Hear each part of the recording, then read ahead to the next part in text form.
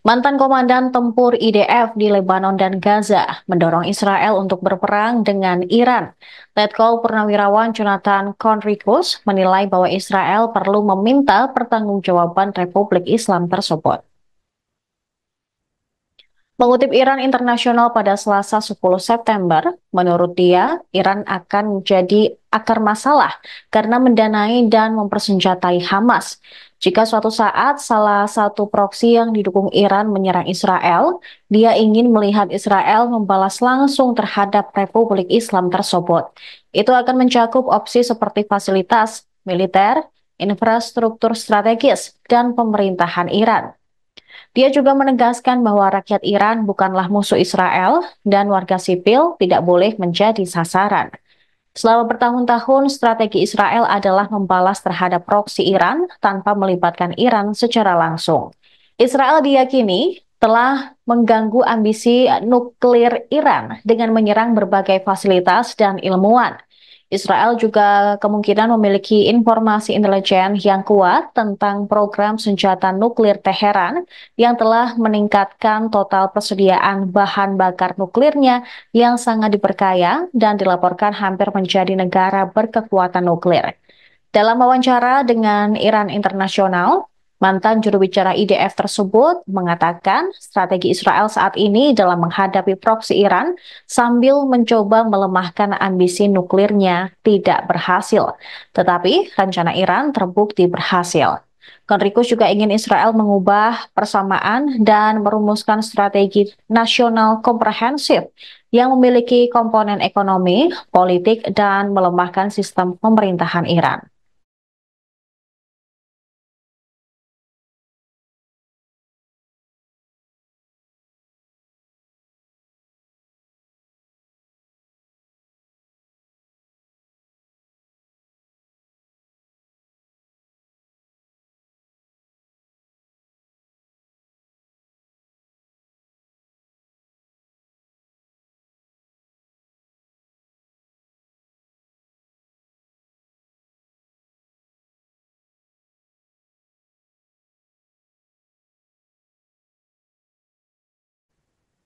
Israel diduga menggunakan bom seberat 907 kilogram saat menyerang kamp pengungsian Al-Mawasi di Khan Yunis, jalur Gaza pada Senin 9 September 2024.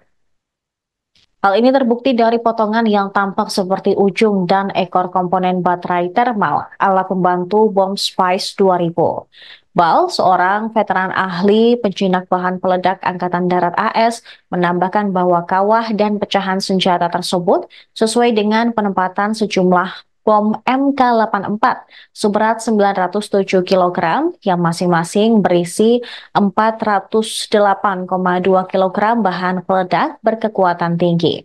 Sementara Patrick Sneff, koordinator penelitian di ARES, menjelaskan bahwa perangkat Spice 2000 dapat dipasang ke berbagai bom udara tanpa pemandu seberat 2000 pon dan mengubahnya menjadi amunisi yang sangat presisi. Video di rumah sakit Nasser di Khan Yunis menunjukkan warga Palestina membawa jenazah para korban termasuk anak-anak yang telah dilengkapi dengan kain kafan putih. Sementara para wanita meratap di tangga rumah sakit. Salah seorang saksi mata Palestina bernama Mahmud Al-Nims mengatakan orang-orang terbangun karena suara ledakan dan api tiba-tiba mengelilingi mereka dari berbagai sisi.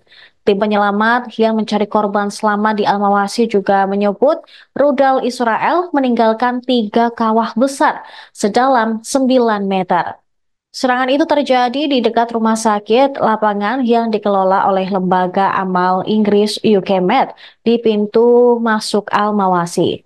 Sedikitnya 40 orang tewas dalam serangan tersebut dan 65 lainnya terluka. Israel mengatakan jet tempurnya menargetkan pusat komando selatan Hamas yang disamarkan di wilayah kemanusiaan di Khan Yunis. Namun Hamas mengklaim bahwa anggotanya tidak berada di zona kemanusiaan Al-Mawasi di dekat Khan Yunis ketika jet tempur Israel menyerang.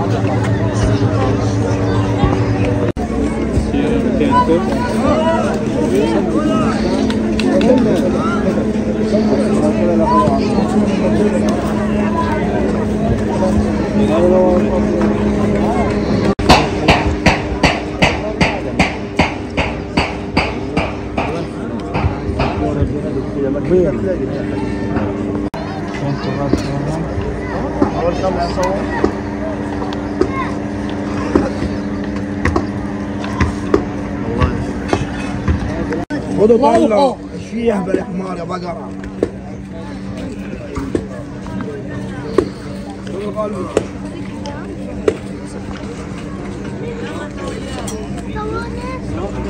محرقة ديار الناس قالتهم كمان في بقية تعزان وما غيرهم كل بين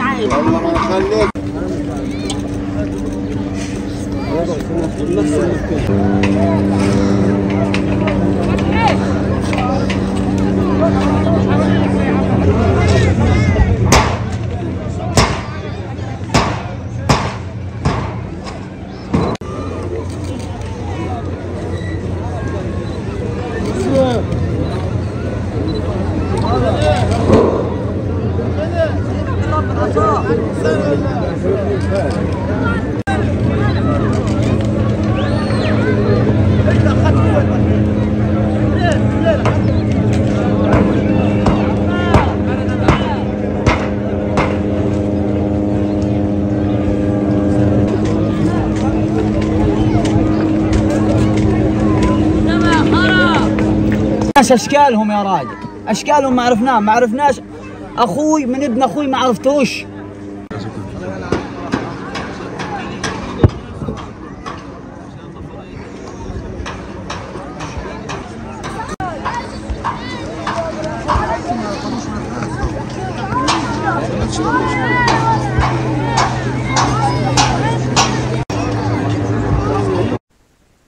Hizbullah Lebanon kembali melakukan serangkaian serangan udara ke wilayah Israel, termasuk menargetkan pangkalan strategis Israel di dekat Danau Tabaraya pada Selasa 10 September.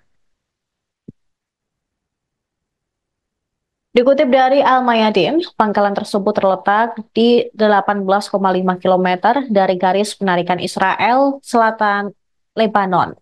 Pangkalan tersebut merupakan rumah bagi markas besar Cadangan Komando Utara Israel, Pangkalan Cadangan Divisi ke-91, dan gudang logistik. Serangan tersebut merupakan yang ketiga kalinya selama periode kampanye dukungan perlawanan untuk jalur Gaza. Media Israel melaporkan satu pesawat tak berawak terbang sejauh sedikitnya 20 km dan selama kurang lebih 15 menit di dalam wilayah yang diduduki Israel dan mengenai sasarannya melewati upaya intersepsi Israel. Kinerja sistem anti-udara atau Iron Dome Israel menjadi pusat perhatian, di mana dalam banyak kasus ia gagal mencegat serangan udara. Hizbullah juga menargetkan lokasi penempatan artileri tetap milik Brigade Artileri ke-282, Batalion ke-411, dan di Neve Ziv dan markas komando yang saat ini menampung pasukan dari Brigade Golani di pangkalan Gunung Miria. Unit artileri Hizbullah menembaki lokasi militer Roseyat Al-Alam di perbukitan Farkoba. Tepat 2 jam kemudian, Hizbullah melancarkan 2 serangan serentak dengan menembaki lokasi militer Al-Abbasiyeh pada serangan pertama dan menyerang posisi tentara pendudukan Israel di lokasi militer Al-Raheb pada serangan kedua. Kedua serangan tersebut mengenai sasaran yang dituju secara langsung. Pejuang Hizbullah kemudian menyerang situs militer Al-Abad, menargetkan perangkat lunak mata-mata yang terpasang di sana dan memberikan serangan langsung terhadap perangkat lunak tersebut.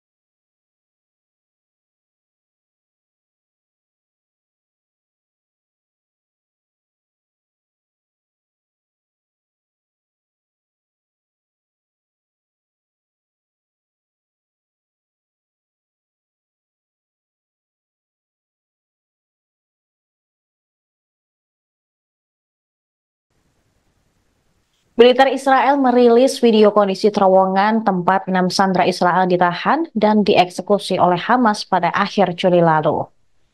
Juru bicara militer Israel Daniel Hagari mengklaim 6 sandera tersebut dibunuh oleh 2 pria bersenjata gerakan Hamas 2 hari sebelum mereka ditemukan.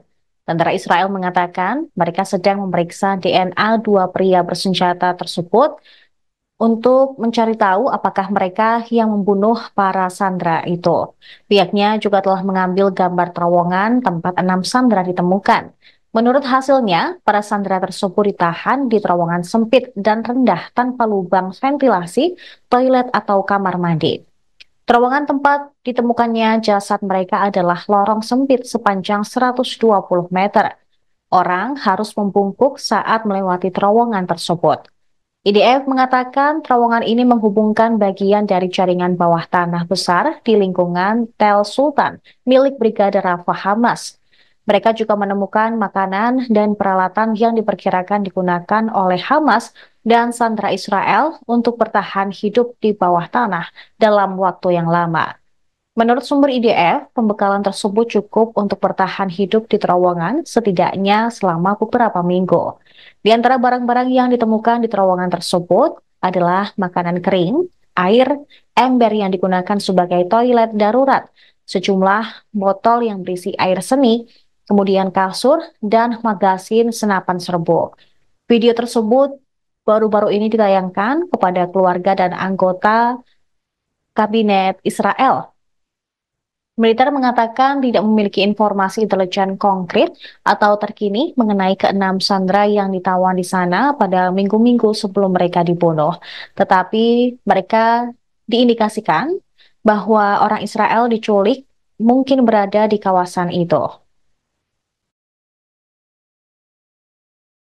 סוג של בור ספיגה, מקום לעשות בו צרכים, פה, במרחב הזה. ציוד של נשים, היגיינה של נשים. הכל יילקח, הכל יתועד. מצאנו שח. הכל היה זרוק פה, מפוזר. כלים של שח. פה מצאנו ציוד של מחבלים, מטענים חשמליים, מחסניות של קלצ'ניקוב. תרמילים של קלצ'ניקוב, שייתכן והיו חלק מהמעשה הרצח הנפשע. ספרי קוראן, פנסי ראש, מברשות שיער. אנחנו נבדוק מי ישתמש במברשות שיער האלה. זה הנקודה במנהרה. Demikian informasi yang kami rangkum dalam Viral News. Kami akan kembali dengan informasi lain untuk Anda, tetap di Tribun News. Download Tribun X sekarang, menghadirkan lokal menjadi Indonesia.